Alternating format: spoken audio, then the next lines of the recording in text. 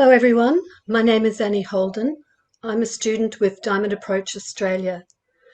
I'd like to welcome you all today to this fantastic dialogue that we're all looking forward to between Hamid Ali and Russ Hudson. Hamid writes under the pen name Almaas, and he's the founder of the Diamond Approach to Realization and the author of over 20 books, including 2 on the Enneagram. Russ Hudson is one of the most well-known experts and authors on the Enneagram of personality types. Hamid and Russ, on behalf of Diamond Approach Australia, I would like to warmly welcome you both to this event. We're absolutely delighted to have you here, and I'm handing over to you now.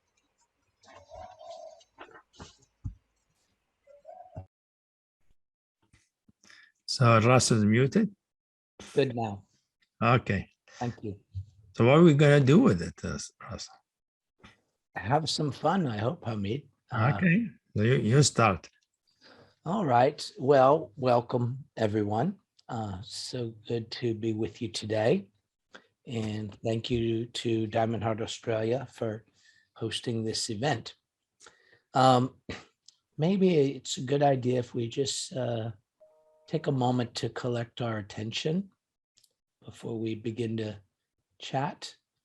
Not a long, full-on meditation, but just a moment to drop in, to relax into our centers, as we'd say in the Enneagram, to deepen our presence, so that we're listening and sharing from the place that can make a difference.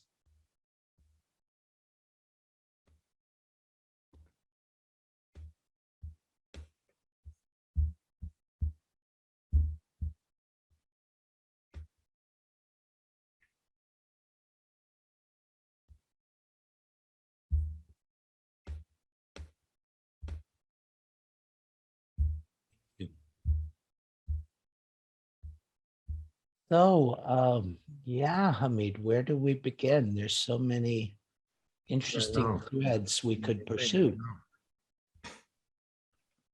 Well, let me just start maybe by asking you some questions. I think there are some things people would probably like to know. Yeah. I'm going to guess that with us here, there are a number of people who are already involved in the Diamond Approach. And there may also be a number of people who are not.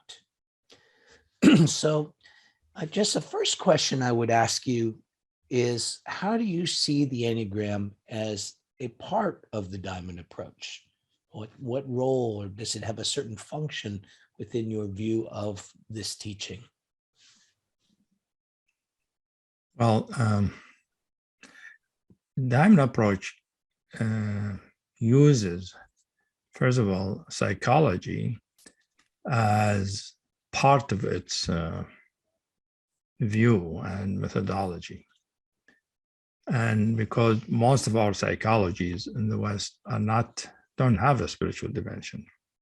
So I just take the psychological part, theories, and utilize and add to the spiritual dimension. And that way people have a connection to their own personal experience. Now, the Enneagram comes in from ancient times, having both psychology and spirituality in it. So it's a ready-made tool to use for the purposes I want. So because of that, I use it as part of the methodology Diamond Approach, as it brings out certain the knowledge of Diamond Approach in a certain way, and also gives me an opportunity to sort of organize some facets, some parts of the teaching, the path, in a way that fits, that the map and the Enneagram helps. So it is not the center part of the Diamond Approach, but it is an important facet of it. So it includes both the psychological and the spiritual aspects of the Diamond Approach. Yeah. Yeah, certainly, I came to the Enneagram through the Gurdjieff work originally. And it was not a typology in the Gurdjieff work. We used it in a very different way. And then I encountered you and your teachings, which I found very helpful for understanding the deeper workings of the Enneagram. So I guess I'd ask you, look at it from the other side. What do you think the teaching of the Diamond Approach contributes to those who are studying the Enneagram? I have some things to say about that too, but curious what you might say. Well, I mean, as you know, the Enneagram has become widely popular. And there's so many authors, so many people knowing the typology. But most people seem to appreciate as a typology, which is a good typology, actually. From all the typologies we know in the psychology literature, is probably the best. Yes. But it is using a typology is just one part of it, one dimension to it, and it's useful that way because you can, by knowing your type, you have more insight and understanding about your character and things you didn't think about, and see how things fall into certain groupings or pictures. So it's helpful that way. However, that's the beginning of the utility of the Enneagram. And the way I understand it, because I think the founder of the Enneagram didn't think of it simply to understand yourself psychologically or to understand your character. Otherwise, it would be like even less than astrology, if it was that way. But I think saw it as a map that patterns, gives the patterns of the human experience, human being, and all its levels, physical, emotional, mental, psychological, spiritual, and all the levels, and all segments of life too. So I don't use all, and each one of them has an Enneagram in some sense, and I don't use all of them, but I use the one that help people go from their direct, ordinary experience deeper into their spiritual dimension, because the spiritual dimension for me is the dimension where humanity finds completeness, fulfillment, and freedom that eludes most people. Right. Yeah, I think the developers of it, going right up through Oscar Ichazo, would have found it very strange that people would try to work with the Enneagram without understanding the spiritual basis of it, which I would remind people is not about having certain beliefs. We're not really talking about that. As I was, getting ready for this talk today, I was thinking about some of the early impressions I had of the symbol. And one thing that struck me about the symbol is that on the one hand, the Enneagram is popular, I think, because it's very good at helping us in our day-to-day life. If you understand something about your type pattern, you're going to do better at your relationships, you make less mistakes at work, you get clearer about some of your motivations. That's all good. But I think, and this is building off what you were just saying, really, the Enneagram is a bridge between what I might call our life in time and what we are beyond time. It's almost like it's a platform. It's not meant to be an end result. Like finding your type is not the end of the journey, it's the beginning. But it's meant more as something, as a launch into the discovery of how the person living in time is also connected to something that we are beyond time. And I think that very much was what I was attracted to in the Diamond Approach, about learning, as you said in the very first books, to be in the world but not of it. Yeah. And I think, the Enneagram is a good tool that way because it's accessible to many people. Mm-hmm. And people, when they read the Enneagram, it's easy to understand, which is different from most spiritual books. They read difficult to understand.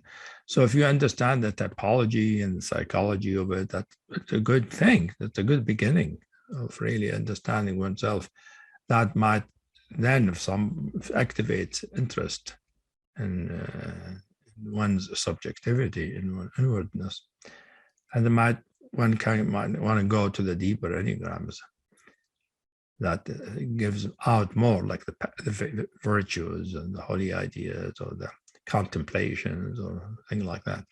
That then one begin to connect with a dimension that they maybe didn't think about. And also there are spiritual people, many people who are in spiritual traditions, I think, who have practices, spiritual teaching, but they don't have a way of understanding themselves psychologically, understanding their character. And I think the Enneagram can be useful for those people too.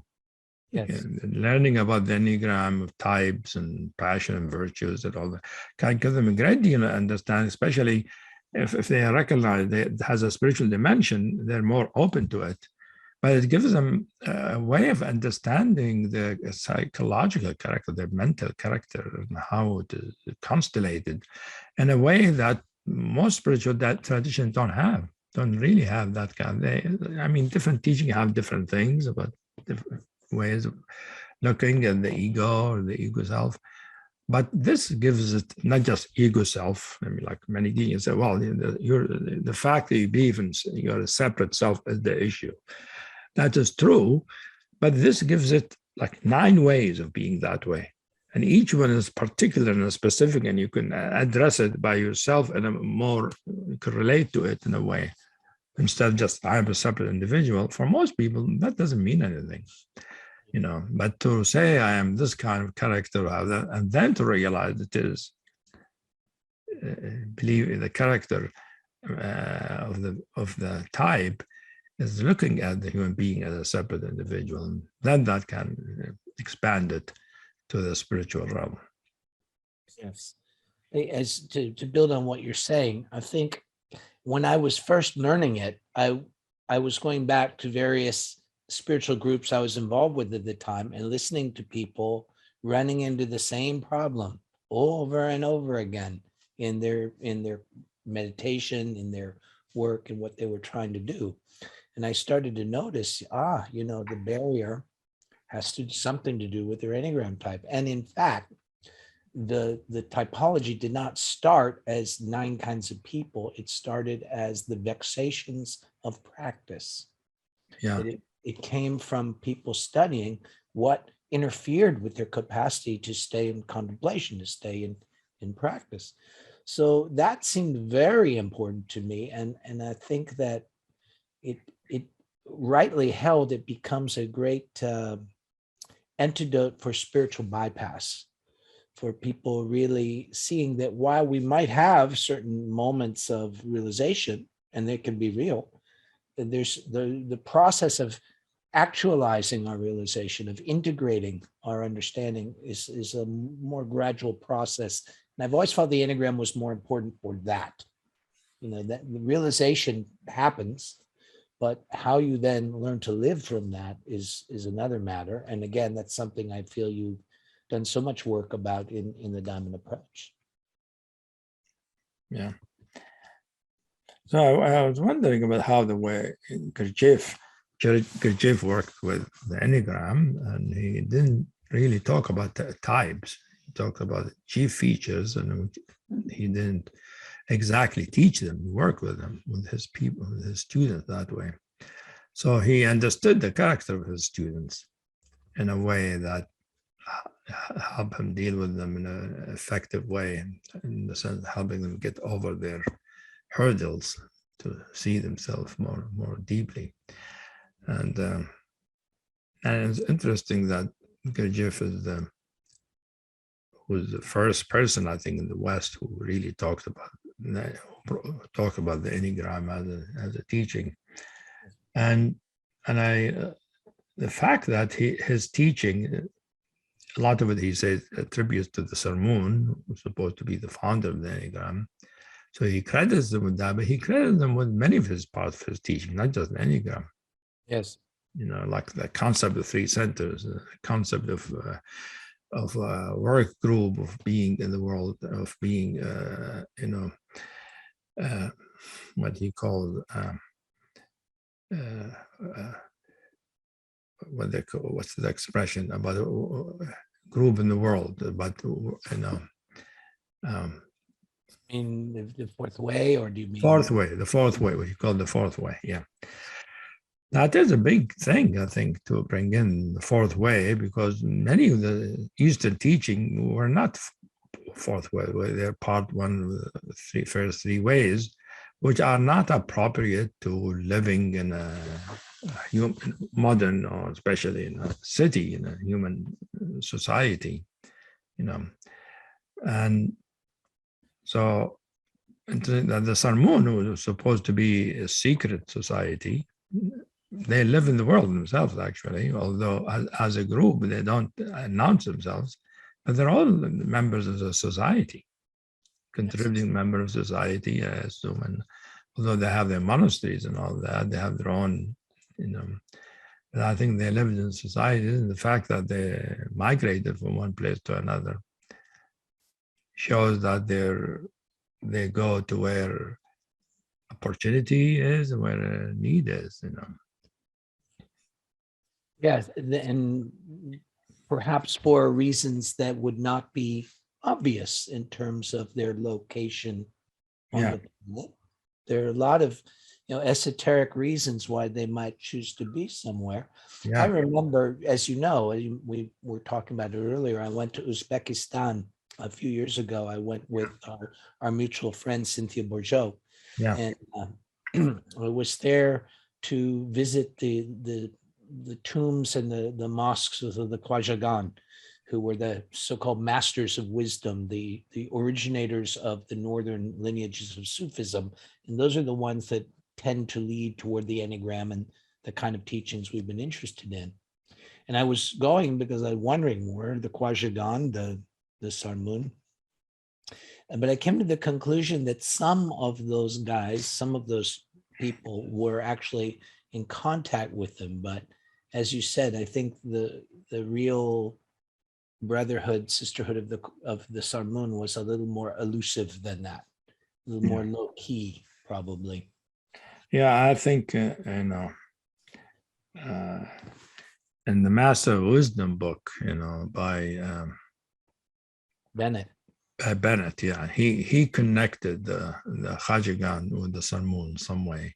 He talks about the Khajagan and at the end of his book as some kind of a influenced by the Sarmun, at least, or the Sarmun is sort of as an element in it, which many of the Sufis also say. I mean, Dreshah talks about the Sarmun as an influence, and he was a Naqshbandi too, and so he refers to them, and it makes me wonder, Bennett talks about the Sarmun as if they're about 10,000 years kind of organization or a community, which makes me wonder if it's true, if they are, it's a tradition that dates back 10,000 years. Does that mean they had the Enneagram from the beginning, or they developed it at some point? Was it 5,000 years ago or 1,000 years ago? It's an interesting question I wonder about, because I imagine they have deep spiritual knowledge. But the Enneagram, because we see things about it, like in the Greek civilization, the Christian, whatever, but nothing about what we know it now. They were just, hints and things people now relate to the Enneagram. It makes me wonder, and some people try to attribute, thinking the Enneagram came from those sources. Well, very likely it's the other way around,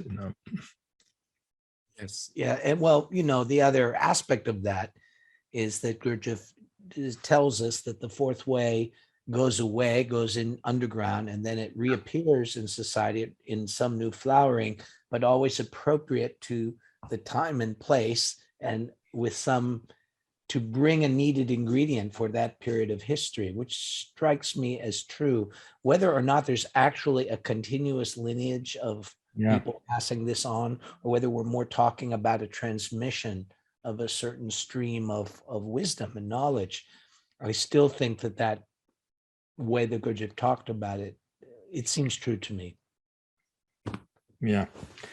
I mean, that's why I didn't move to write anything about the Enneagram until I have my own insight and understanding of a spiritual roots, spiritual wisdom that can come through it.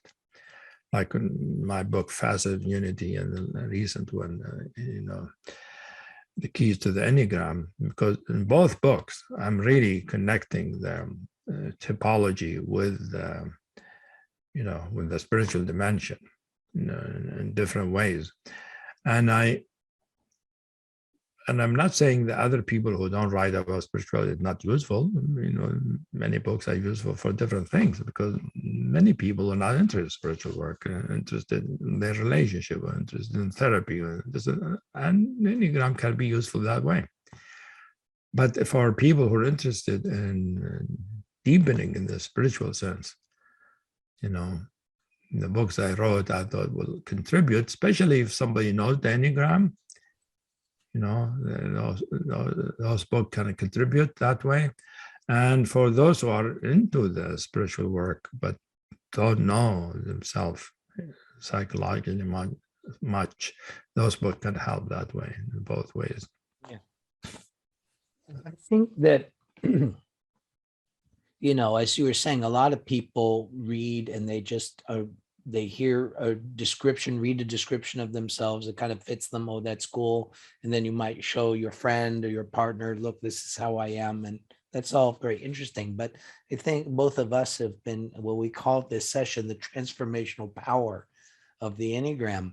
And I don't think that people always understand the connection between this knowledge, this information, and how it can lead to a transformational journey. One way that I think that happens, that I notice about the Enneagram, and I notice about the whole nature of the diamond approach, is that it deals with specifics. It's not general, it's not vague. It gets into very specific matters, about, as you were saying, about one's character structure. But I think so much of what I drew from the books you've written and from the diamond approach is not just a specific description of the character, but how that character structure connects to what we are on a deeper level. That was such a revelation to me when I was learning it those years ago. Still is. Yeah. And also that direction, Russ, that not only the specifics about our character, the specifics of our character lead to specifics about our spiritual nature. Exactly. Which many traditions ignore, the specifics, the particular truth and insights and experiences and realization, because it's not like you experience white light and that's it, that's spiritual nature, which many people think. See white light, that's it. I got it. I see the light. Yeah, have a nice day. Yeah, I think that I remember, AJ Gold. You remember AJ Gold? Sure. I was talking. People asking, "What do you think of those people who see lights at the end of the tunnel after they, die or need death experience?" He said, "Yeah, they see light because they don't see that they are the light." Yeah. Yeah. The very specific dimensions of how it all opens. Well, as I'm thinking back, I'm remembering my early days as a Ridwan student many years ago, and we were all having quite an amazing journey learning about this teaching. One of the ideas that you brought, that I think you bring forward in the new book, that really opened up my thinking about the Enneagram, was the theory of wholes.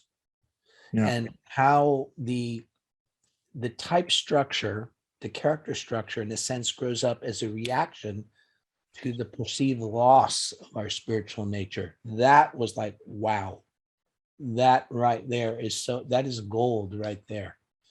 Gold of truth, perhaps. But, I remember being so struck, in the Enneagram, we talk about, in the Gurdjieffian Enneagram, we talk about shocks. That development requires shocks. Yeah. And shocks either knock you down or they can lift you up, depending on how you respond to them. But what they take away is business as usual. But I remember that realization of that particular connection which you brought forward. And I don't remember anyone before you talking about that.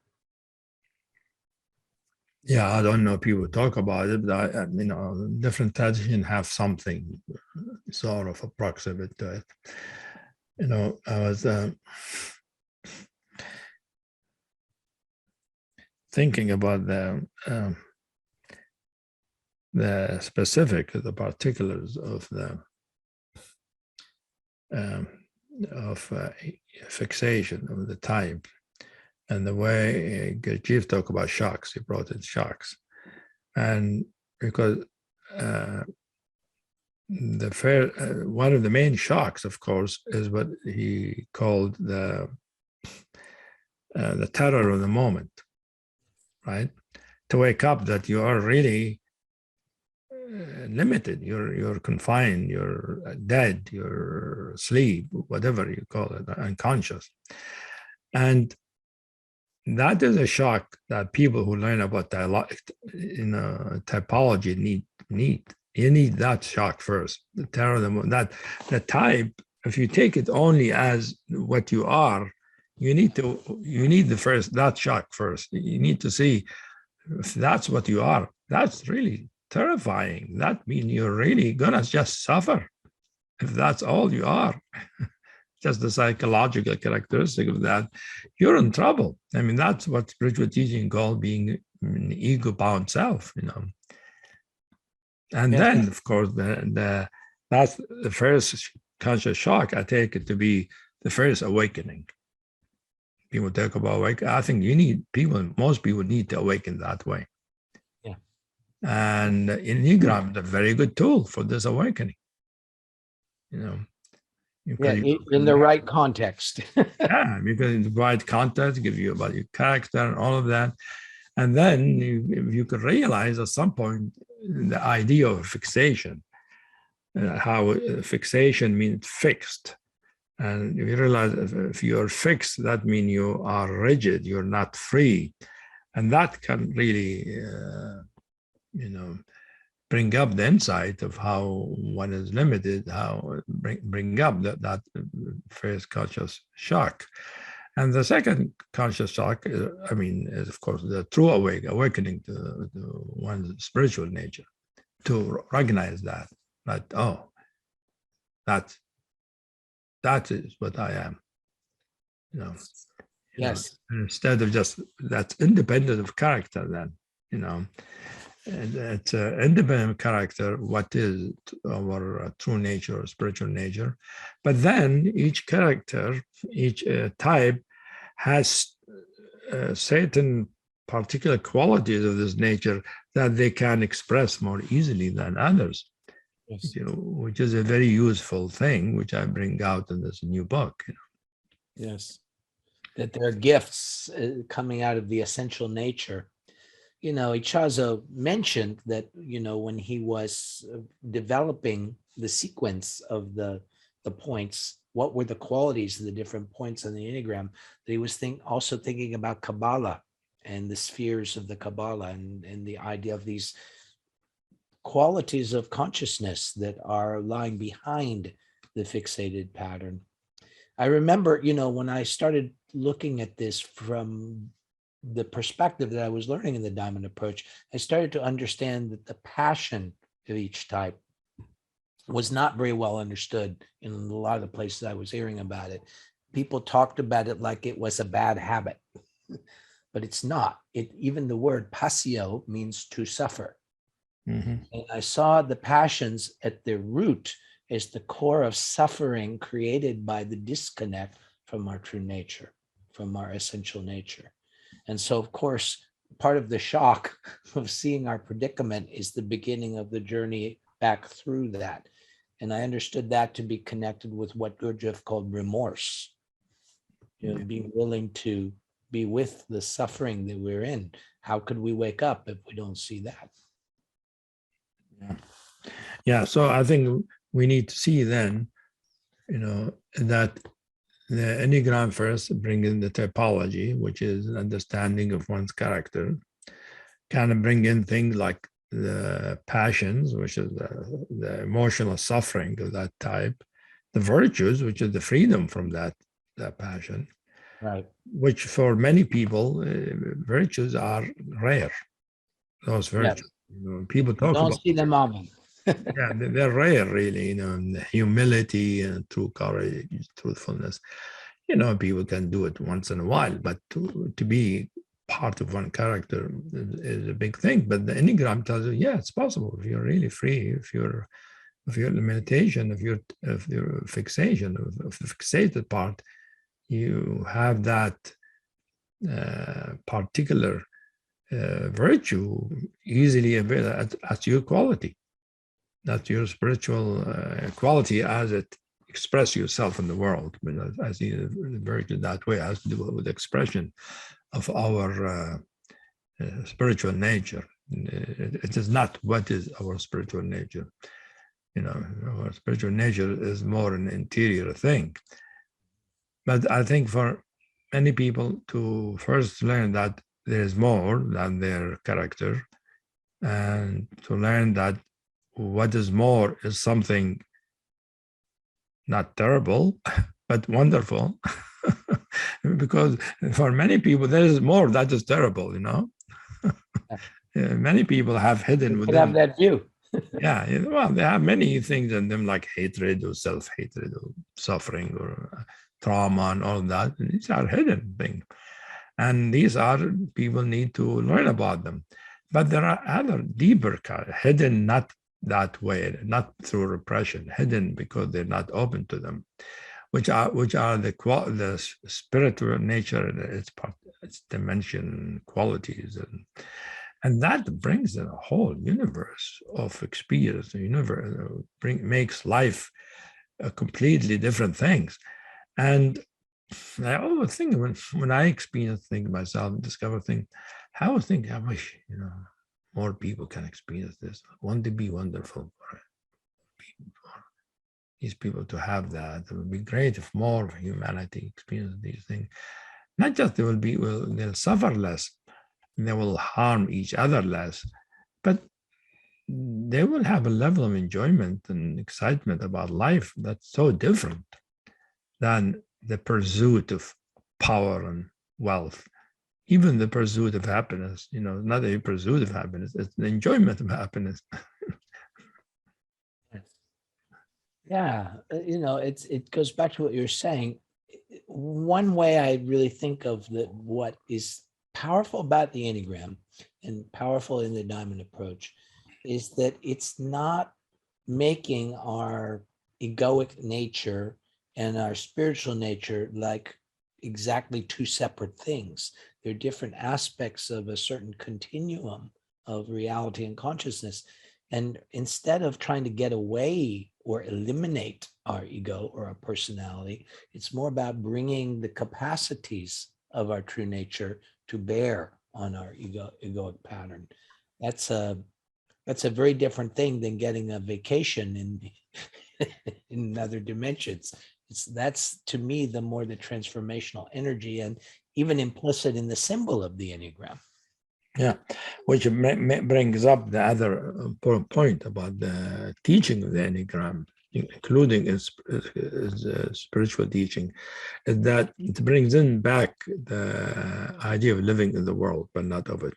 That the Enneagram, the character, the individual character is important. Doesn't go away. It actually becomes fulfilled with its true qualities. And that way, each one of us is unique. We're not just a homogeneous light, all of us the same light. We are at the bottom a homogeneous, wonderful mystery, but we express ourselves as unique beings with their unique spiritual qualities. And our usual character is an outer reflection of it, and then can become a channel for expressing those spiritual qualities. And each one of us is different. And they're not only 9 of a type, they're 27. That makes it more even. So there's a lot of variety to go around that makes life interesting. So everybody who wants to feel, they want to express themselves, they want to be different, they have the chance to do that, without having Doesn't take it away. yeah, it's not going to go away because many teaching, it seems, people say, I don't want to know, I'll disappear, how about my uniqueness? And many spiritual teachings, they don't have an answer to that. It's like, no, don't worry about it. That's not important. The important thing is that your spiritual nature, that the pure awareness, your pure character, that's what matters. And I think it is true, that is what matters. However, that cannot exist by itself. It exists for beings, and the Enneagram, the beauty of the Enneagram, it says there are 9 types of those beings, for human beings at least. We don't know what's it like the star system. Right. No, they might have, I don't know if they have the same type patterns. Another diagram, That's the kind of thing you and I will wonder about. We'll have to ask the Sermon whether they know anything about that. We got any update on the other planets, right? Yeah, we might find out. Yeah, that'd be interesting. Yeah. So, this have other maps. The thing that my friend Richard Rohr often says about the Enneagram is it teaches you the importance of the word "and." Yeah.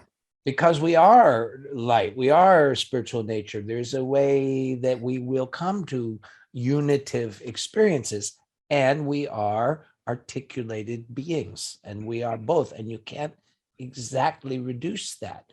Yeah. I talk about fixation is when you're stuck and you can only see yourself as a separate being. But then in the process of working on fixation, it's not that you're only going to always only be your Enneagram type. You can dance more with the energies of all 9, although you will always have a certain gift around your original point, your core point. But the idea is not to just paint yourself one color the rest of your life. Yeah, and that is why the Enneagram fits very well with the diamond approach. For the diamond approach has part of it is the Enneagram, because they're true about both the diamond approach and the Enneagram, that there is the true nature in its transcendent, mysterious form, which is true for about everybody, but there's the particularity of a human being. Both the Enneagram and the diamond approach have that view, which makes it easy, for the diamond approach to have sort of grown using diamond approach as part of its knowledge. Yes.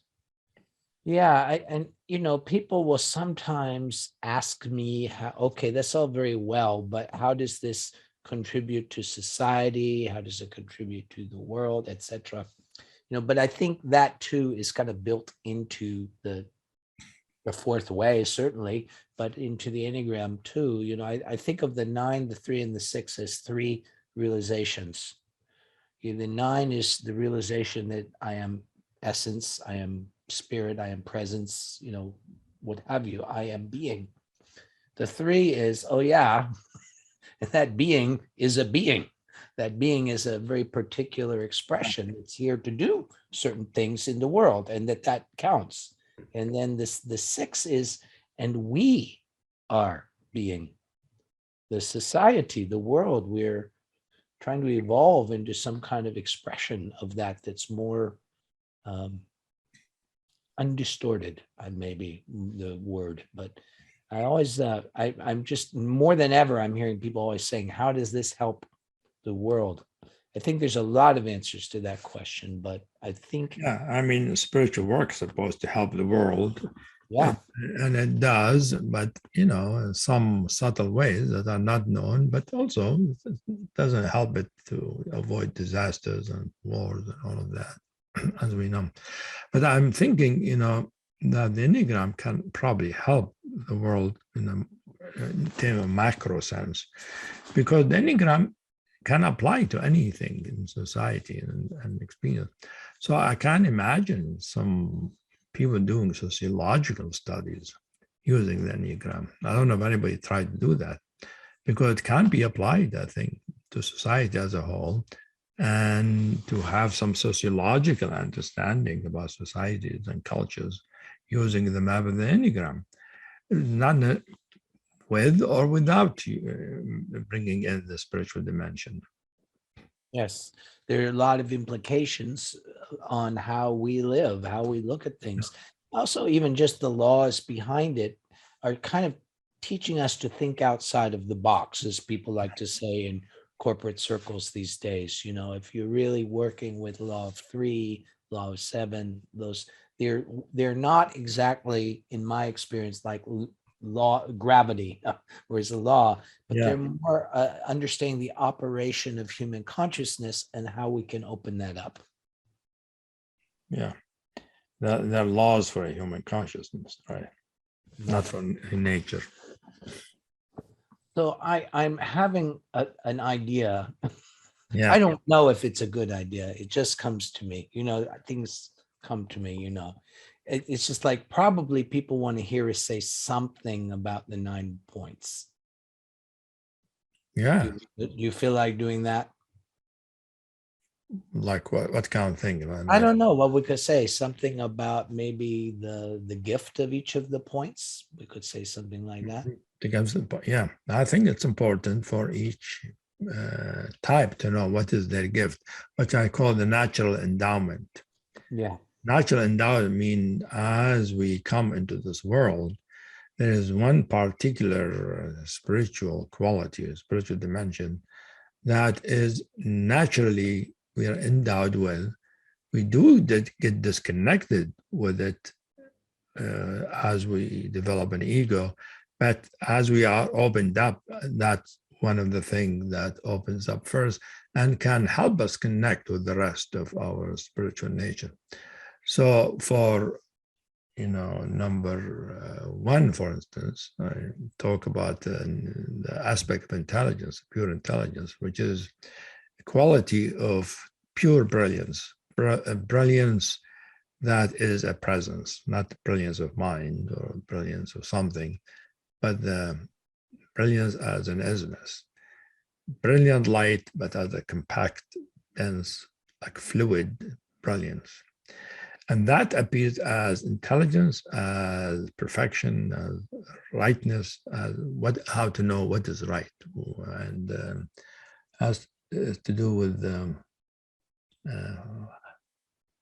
right way of things, right way to live, right way to be. So it gives a compass, it gives a moral compass to that way. But it is an intelligence. Intelligence, pure, also the aspect of pure intelligence. And if we go to number 2, which is very different, which is actually down approach, the qualities of point 1 and 2 are very central. Point 2 has to do with what I call merging love, which is the love that has to do with connection, with communion, with bonding, with sharing, with giving, with generosity, with richness, nurturance, all of that. And classically, I don't know how it is now, but classically throughout the ages, the brilliance somehow got associated with the father figure, with the fathering figure, whatever the fathering figure is, while the merging gold got connected with the mothering figure. And maybe things now, because of the gender identities going through flux and changes, things might change. But the way I saw them in the 70s and 80s, those two are connected with the father and mother are, of course, the main thing for a child is their parents. So these qualities stand as sort of important that way. When we go to number 3, interesting thing, as you mentioned, about a being. So in point 3, the quality is how to be an individual being, but a being of spiritual nature, a being of pure consciousness, a being of pure presence, a person of presence. with a sense of capacity and capability and effectiveness and efficiency, which make us see how the three is trying to be that way.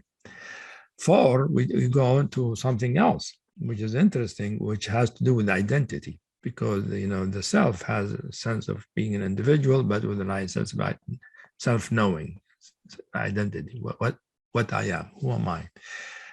And the identity in the essential level, the spiritual level, is a point, what's called the point of light and presence, I call it the point of existence, which is known by many spiritual teachings. And many people experience the point of light that seems is like brilliance of number 1, but as a living point, as a point with its own intelligence, with its own light, with its own qualities, and it has a sense in it of uniqueness, authenticity, and originality, all of that, which is the thing that for idealized. We go now to number 5. The quality has to do with understanding. Many people think 5 want knowledge. I don't think so. I think 5 want to understand things. They accumulate knowledge sometimes, thinking knowledge will give them understanding. But all the 5s I've known, they want to understand reality themselves and all that. So the quality of understanding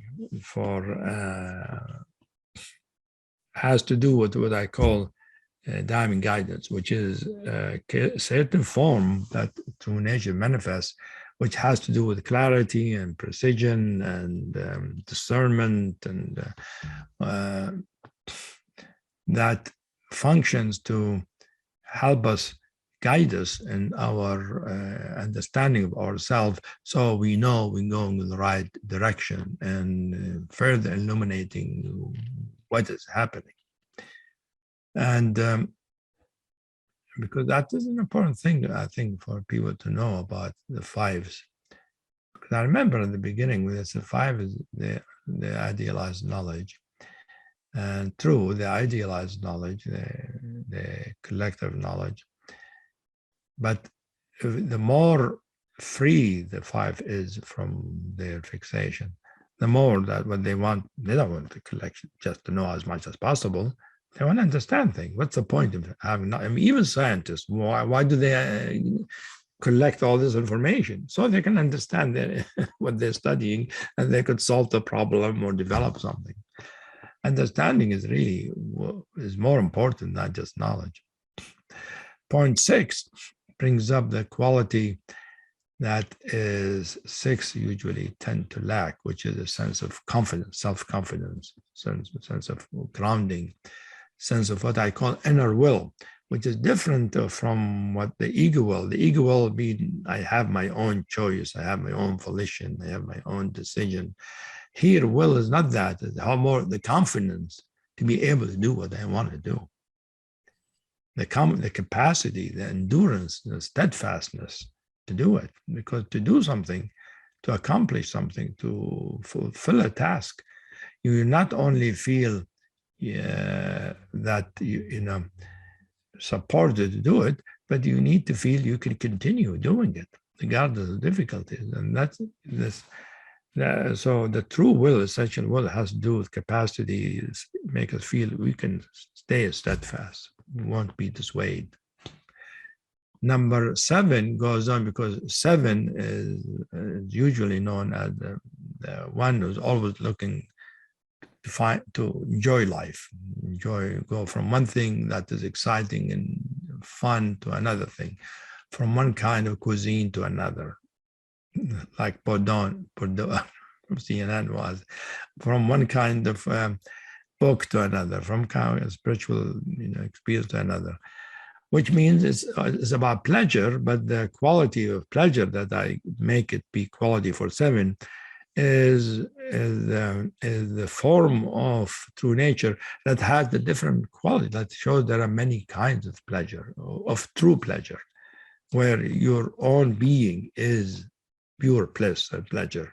And that appears in many qualities. that will help explain why the sevens are going, I have this pleasure, oh, this feels like tangerine kind of bliss, wonderful. But after a day or two, I say, well, nah, I want something that tastes more like banana. Tangerine every day is boring after a while. Well, our true nature gives us a whole slew of flavors. So that explains the quality, the essential quality that I call the Markaba, which means vehicle. And then we go to number 8, where, 8s are known to be bullies or boisterous and all of that, but really that outer expression of fiery, the fierce, bold and expansive quality that is the natural endowment of number 8 that we call essential strength, which is the fiery aspect of spirit that has energy, that has liveliness, that has expansiveness, has sense of capacity, sense of I can, not that I will do, but I can do. And then we go to number 9, which is considered the center of all of them. And what we find there, because 9s are supposed to be the moderator, the mediator, the people that want to make people comfortable and people taken care of, because their true endowment has to do with some kind of love that is a comforting love, that a holding kind of love, that is love that is not just for one person, but for everybody, for the whole situation. So that's what I call divine love, which is a whole, talk about as a whole dimension, which means we experience it as the underlying the whole universe, all of existence is really, which is all spiritual teachings say that the spiritual nature underlies the whole universe. But here shows the goodness of that spiritual nature. So it's really the true goodness that I think the natural endowment for number 9. So that might help people who know the Enneagram only the typology, see what awaits them, all the treasure that awaits them. You're not going to get only the quality of your type. You can get all the qualities by studying, all the types are in you. And if you really study each one of them, if you get your type, that's maybe the easiest, but then that makes the other types accessible to you, so you could connect to the other qualities. That's the whole point, really. It's also, I'm forever, reminding myself and my students of how, what our heart is seeking is something good. We're really seeking something real and true, but we're just, as we say, barking up the wrong tree our whole life. We're going about it in a way that is going to guarantee we're going to stay frustrated and stuck.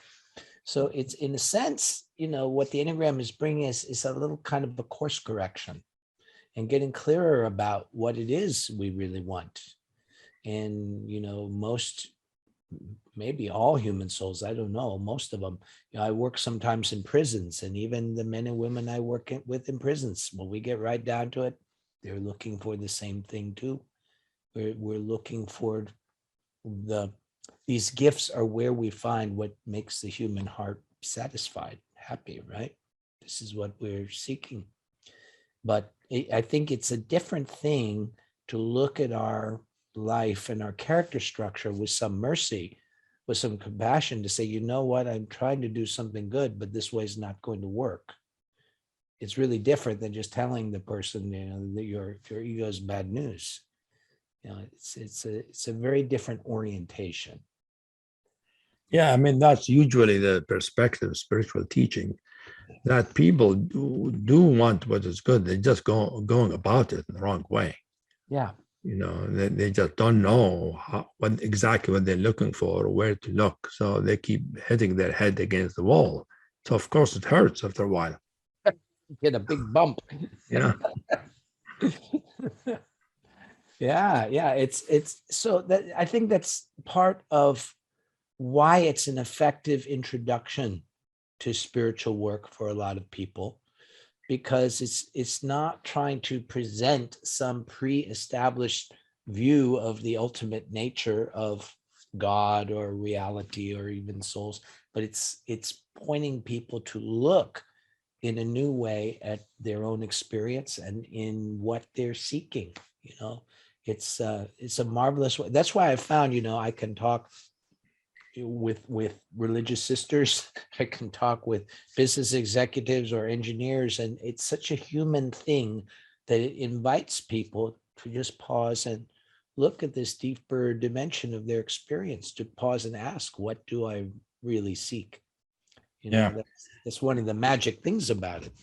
Yeah, Russ, you're more familiar with the larger Enneagram community. Mhm. So what do you see? I mean, how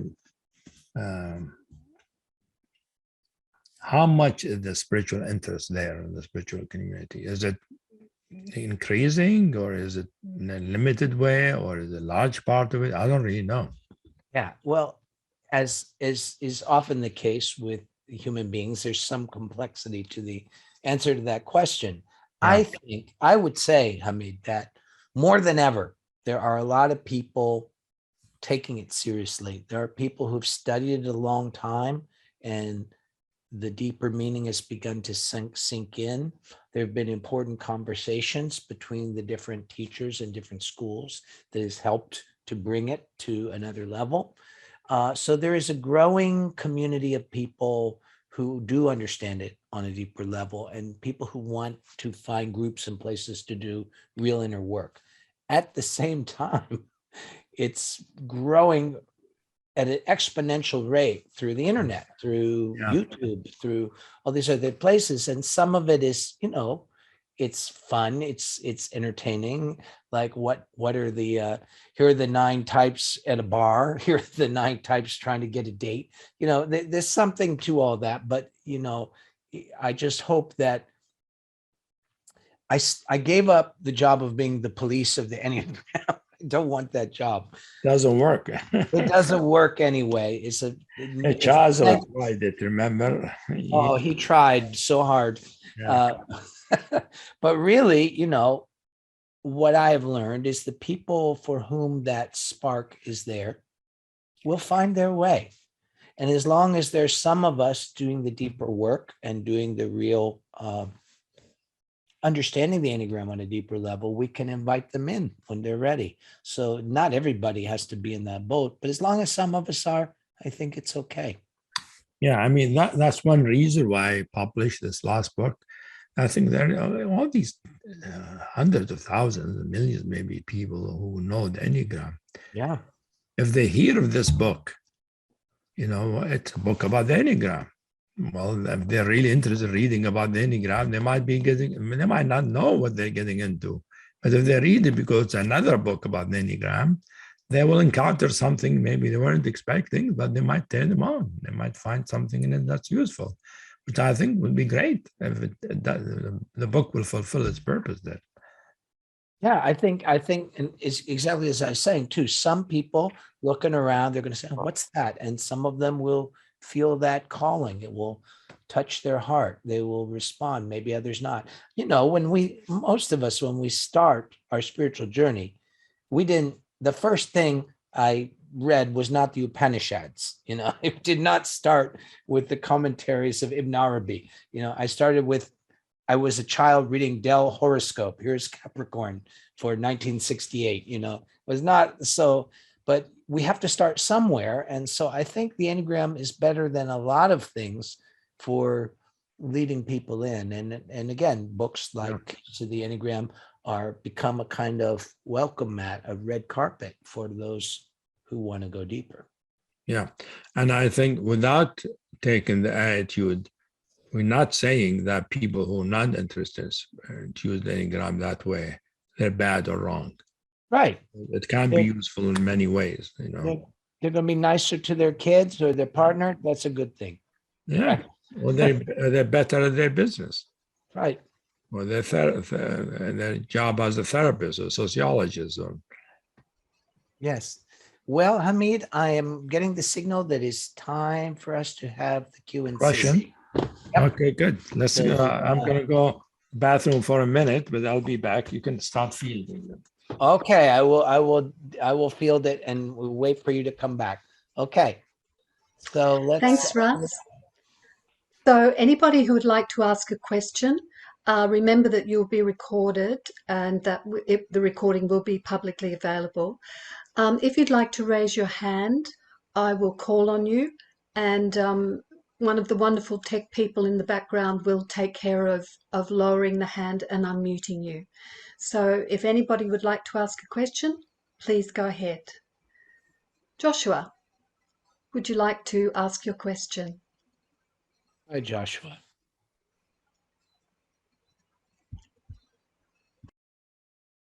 Okay, I believe I'm unmuted now. Is that good? You are indeed unmuted. Yes. Great. Well, I'll try to be quick. Since you're both saying that we can actually explore all the qualities of all of the types, and I think like most of us, I'm more familiar with my type. Is there a starting direction? Is there a way to know, like I'm a 5, like where would what couple of points might be useful for me to look at? Is there a way to find those next few points to start exploring that might be useful for me in my development? Well, there's two sides to that, Joshua. One of them is that once we start taking the lid off of our fixated pattern, the intelligence of essence of being tends to bring up what we need to be looking at next. And so there's that side of it. And who knows what that is? That's part of the unexpected nature and kind of the adventure of the whole thing. But the other side, I would say, is that the internal lines are meaningful. And so, for example, if we look at what sometimes called the heart point, the integration point, the point of the soul child, as Sandra Maitri talks about it, etc., very important. And one way I talk about it is that a lot of our big shadow material exists in that direction. When we can sort of work with that shadow material and integrate it in a certain sense, like as a 5, I'm kind of bossy. I don't like to see that about myself. I dominate things way more than I think. But if I start to get more truthful about it, I see I'm a control freak. I haven't met too many 5s who are not control freaks.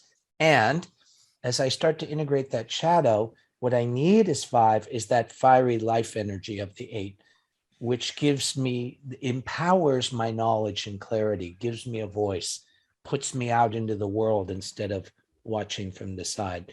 And then the 7 too is also very helpful. I mean, it usually comes online later in my experience, but the bringing in the sense of joy, pleasure, freedom, inner freedom in my fixated 5, I think you must be having good medications, but when I actually are doing the work and have some of that life force in me, I start to open up. And the only other thing I'd say to you about that is that it's also a work of centers.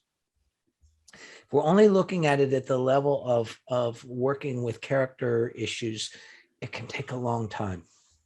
But the bringing in of the intelligence of the different centers is very important. And just, for we 5s, for really everybody, but especially us 5s, connecting with the Koth, the belly center, is so important and tends to open us into whatever ways essence wants to play with us, so to speak. Okay? Great. Thank you very much. Thank you. Jody, would you like to speak? And can I just ask before you ask your question, if you can just let us know where you're from? Thanks. That's nice. Thank you. Hi, Jody. Hi, thank you for calling me. Can you hear me okay? Yes. Okay. Well, I'm actually in your year-long class, and I've been studying the Enneagram for years before that, and I'm really steeped in Enneagram. And I was on a call today talking to somebody about mindfulness and medicine and where Enneagram fits into that. And they asked me the question, why 9 types? And I gave a very long complicated answer based on my understanding of the history and the passions and the deadly sins. And after that, I thought I need to have a better elevator speech on why 9, why is there 9? And so I just thought I'd throw that out because I feel like I know a lot and I've studied a lot, but I couldn't condense it into something that I could explain to a naive learner in a few sentences. And I think they got lost in my explanation. All right, do you want me to handle that one, Hamid, or do you? Yeah, want why don't you start? Okay, well, there's two reasons. One is historical, and one of them is probably the basis of that. The historical one is that the idea, the framework behind this came from the ancient world. The ancient Egyptians thought of 9 as a complete set. So anything that, and because 9, it's like our integers, you have 9, 10 is starting over at another level. And many systems work that way. Kabbalah works that way, many things. And it comes, I think, because we have 10 fingers. But the more interesting reason, and maybe for people who don't care so much about the esoteric history and so forth, is it has to do with our 3 centers, our 3 intelligences. There are actually 7 centers, but we start with 3. And so each of the types are constellated around the center in 2 of the centers in particular relationship with each other, or a center caught within its own orbit. So all of the 9 points represent distinct imbalances of the centers. That was the original teaching coming out of Gurdjieff, that, you know, a chief feature is a chief imbalance. So each type is a certain imbalance of all the 3 centers. This is why, you know, I'm not a big teacher of tri-type, not because I think it's useless. That's not what I'm saying, but that each type contains within it all the centers. So I don't have to go to 2 to have a heart as a 5. You know, that's not how it is. But that there is already in me a certain balance of centers, and partly as you understand how to presence the centers, you start to see how they're locked in certain habitual relationships with each other. So that's why if you've got 3 centers and they can be out of whack with 2 of the others or with themselves, it yields 9. So I thought it had to do with like the deadly sins, and there's initially 9, but then it got decreased to 7, and those are a fixation. That's true too. That's Okay. true, but that came after the fact. Okay. The 9 sins were based in people who were already aware of this schema of 9. If you had a complete set, you had 9. So they're looking at 9 ways that they went off track with meditation, but that was after the other idea had been around for thousands of years. So, you know, that's true as part of the whole thing, but there's a bigger picture. Okay, I'll try to condense that to elevator speech. Thank you. I want to go to the origin of the Enneagram. Yeah. I think the answer has to go to the fact where the Enneagram came from, that it had the spiritual roots. Yeah. And when you have spiritual intuition, spiritual experience, you don't ask why. That is the way it is, basically. You know, so, you know, just like asking the Sufis, why are there 99 names of God? Why is it 111? You don't ask that question for Sufis. They'll tell you, well, God made it that way. You know, so because the Enneagram is a spiritual discovery, and the originator of the Enneagram, they didn't discover just 9. They discovered that the diagram of the Enneagram is a very good description of the human psyche. That was for them an inspiration. It wasn't putting things together. It's like came probably in a vision to some of them. So, and that we don't know the history of that, but that's what I trust how it came about. So I'm sure somebody can make 11 types or 13 types. You can do that. But the 9 types come from a deeper reason that has to do with the fact that the whole Enneagram knowledge came from a place that doesn't ask those kind of questions, mental questions. It doesn't need those kind of explanation. It comes from a direct perception. It said, this is the stamp that, if you put it, if you use the stamp, that tells you something about reality. And so this Enneagram, the 9-pointed diagram, that really is a good map, is a very accurate map that describes different levels of reality, different spheres of human life. And it was just a discovery. And they didn't say, why 9? I mean, they discovered it that way. Yeah. Thank you, Hamid. Natsum, would you like to tell us where you're from and ask your question?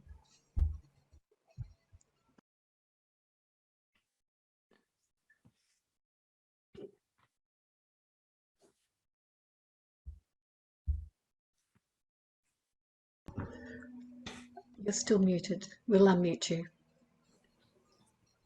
So There you go. now you can hear me. Yes, we can. Yes. Yeah. Well, very nice to be here. I'm actually sitting in Bonn right now in Germany. Ah, yeah. Fine. So it's like shortly after midnight. Must be late there, yeah. But it's worth it. Thank you, everyone, for this. So I also started off with the Enneagram, I guess when I was 19, which is more than 30 years ago. And at that time, I also met with a mentor who told me about Gurdjieff. And I said, Gurdjieff? Well, I have all of his books lying on my dad's bookshelf. So I went back to my dad's bookshelf and I got out in search of the miraculous. And I've been reading that in those young years. And then one thing and another, going to the world, going a little away from the world. I had always had affiliations to Sufis. I wouldn't want to call it Sufism, but to Sufis, some of whom I could recognize as such, some of whom I perhaps could not recognize as such. So my question is, one thing which I've kind of distilled, or which has remained with me, is this this thing about the transmission. Like Hamid, you said, the stamp. So I guess intellectually, I don't know what makes a stamp a legitimate stamp. So my simple question is, how does one approach something which is being transmitted? Because if it's being transmitted, it should be transmitted. Or if I make a step on my own initiative that is, at least intellectually or logically, no longer a transmission. So I guess my simple question is, how do I approach practically, pragmatically, a study of the Enneagram? 30 years after trying to study it. Well, I think that's what we were discussing, that it's not a matter of just studying the Enneagram, but it's a matter of using it as a tool to go deeper into oneself. You study yourself by studying the Enneagram. So the idea of the Enneagram is to know yourself, to know reality. So if you have more self-knowledge, meaning I don't mean just knowledge, intellectual knowledge, mean you really understand yourself, you know the way you are, why the way you are, different dimensions of yourself. That will be the way to use the Enneagram to, to study yourself. Should I buy the book? Of course. Yes. That's why I wrote it. But okay, I will. And Thank you. I hope it will be useful for you in guiding you in how to study yourself. Yeah, because that's what the idea of the book is, that you're not studying the Enneagram, you're really studying yourself in reality by using the Enneagram. So that book would have something to do with that transmission. Yeah, the transmission is a whole other thing. It's not just an Enneagram. All spiritual teaching talk about transmission. Transmission means a teacher teaches from a state that the student can glimpse while it's being taught. Can I make a small confession? Yeah. I was attracted to the diamond approach originally. Yeah. Now I'm a bit beyond that, because of quite a superstitious reason, I have to admit. It's because of your logo, which is similar to the logo which Idris Shah used for the Octagon Press. Right. So everything which I had absorbed about Sarmoun and the Khwajagan kind of led me to you. That's good. So there is a relationship. Thank you. Yeah, you're welcome. Good talking to you. Darcy, would you like to ask your question? We go. There. Thank you. I'm really struck by the statement that you made that everyone, all the types, are seeking something ultimately good. And I'm in Maine in the US, and I'm a 1. And so, of course, I move to judgment really easily, quickly. And so my question is there a way to help me or help anyone slow down and track back from the behaviors that I see that are the barking up the wrong tree, back to the good that's there? And I think about that both in terms of my individual reactions with people, but I also think about it. I mean, what jumped into my mind was, so Putin must have something good that he's seeking, and it's really gotten convoluted and lost. And can I look at the world differently? I guess that's my question. Yeah.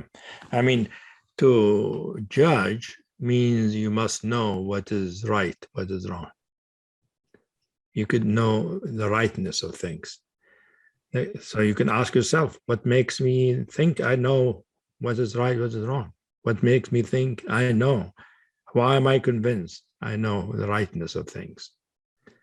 Because if you really follow that question, it will take you to something deep in yourself that has to do with a true sense of true rightness.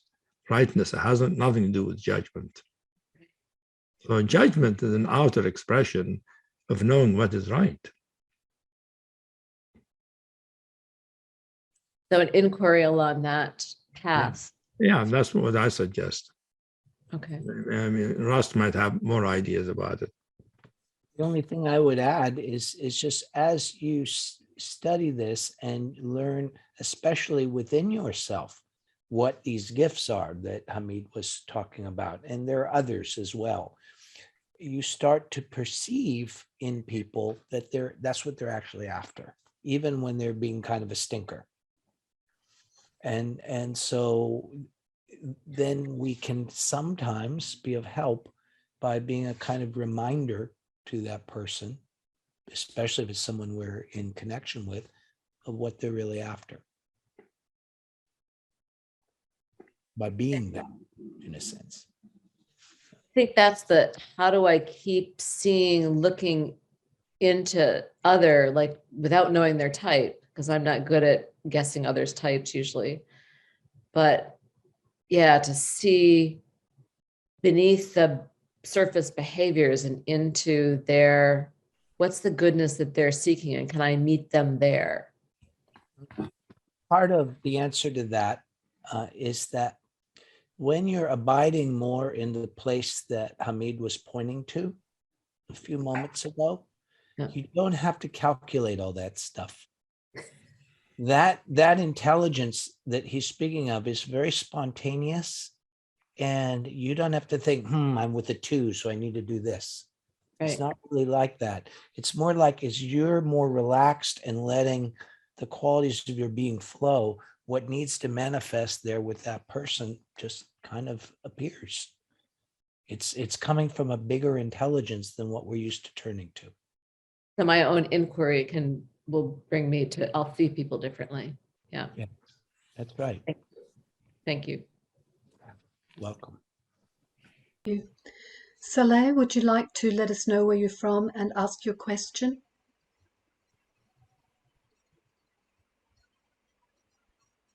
We will unmute you. There Yeah. you go. Oh, yeah. Thank you. Hi, I'm Saleh, and I'm from Palestine. I have a question to Hamid, and actually, it's two questions, if that's okay. The first one is, what is the difference between the essences in the Keys to the Enneagram and the holy ideas in the book Facets of Unity? Because this caused some confusion for me. Like, for example, what is the difference between the holy will of the type 2 and the personal will essence of the type 6? So that is the first question. And the second question is related to the book Facets of Unity. And that is, what is the difference between the specific reaction and the passion of each type? Because I've been going around and thinking about this for a long time, and now finally is my opportunity to ask you. Yeah. Hey, hi, Saleh. First of all, the qualities of essential nature in the new book, the Keys to the Enneagrams, discuss ways of experiencing our spiritual natures, right? That are more personal and more localized. You can experience it in your heart, in your belly, in your, they are very quality that can appear individually, not just universally, not like the whole universe can appear in one consciousness. And there are really qualities of presence, spiritual presence, the I amness of being can appear as these different qualities. The Enneagram, I'm talking about 9 of them. There are many more than 9, but the Enneagram is currently around those 9. The holy ideas, they're not spiritual qualities. They're called ideas, meaning they are an enlightened view, an enlightened understanding of reality, different of enlightened perspectives, you could say. Perspective, view, understanding of how reality is. So it is the holy idea, you get it as an insight, you don't get it as a presence. You see?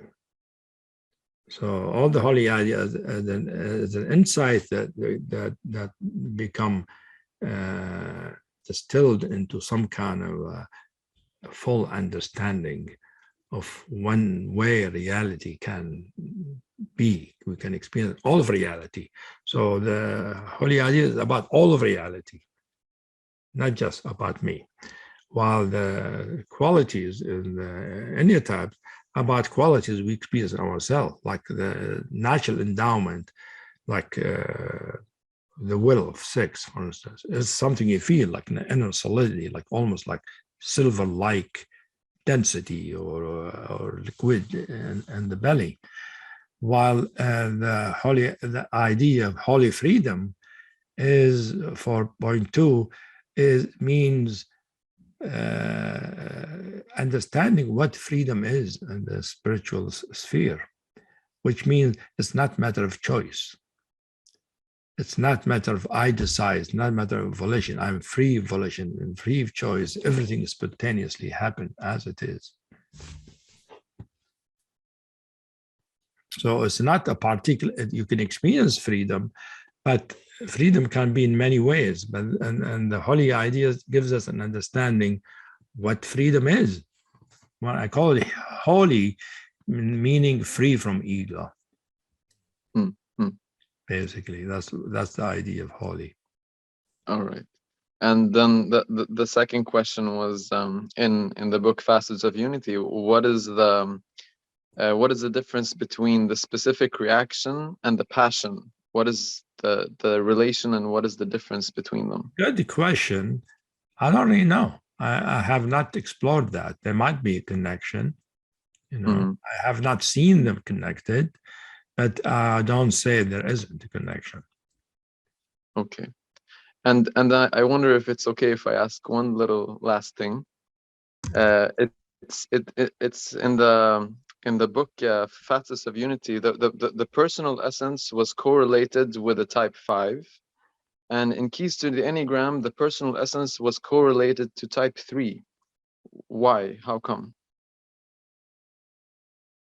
I don't think in the Facets of Unity 5 is correlated with the personal essence. Oh, okay. Okay. It's not. It's called holy transparency. Holy transparency means there's our sense of boundary of that we define ourselves with is transparent, which means doesn't completely bind us. It's a see-through. So there's no opaque boundaries, and that brings in the question of unity of all things, the oneness of reality that Ibn Arabi talked about. Unity, the وحدات الوجود. Oh, I'm terribly sorry, but we're actually out of time now. Yeah. If you wanted to ask a question, I apologize to those people who are still waiting. I wish we had another couple of hours. If you were not able to ask your question today, we're going to put a link in the chat, and you can ask your questions on the blog. You might also like to sign up for the Diamond Approach newsletter, and so you can receive some information on the upcoming Enneagram course, and links are also being added to the chat box for that. I want to close now by thanking everyone for coming today. And in particular, I want to say thank you to Hamid and to Russ. And we look forward to, hopefully, to having more events like this in the future. It's just been fantastic. Thank you so much.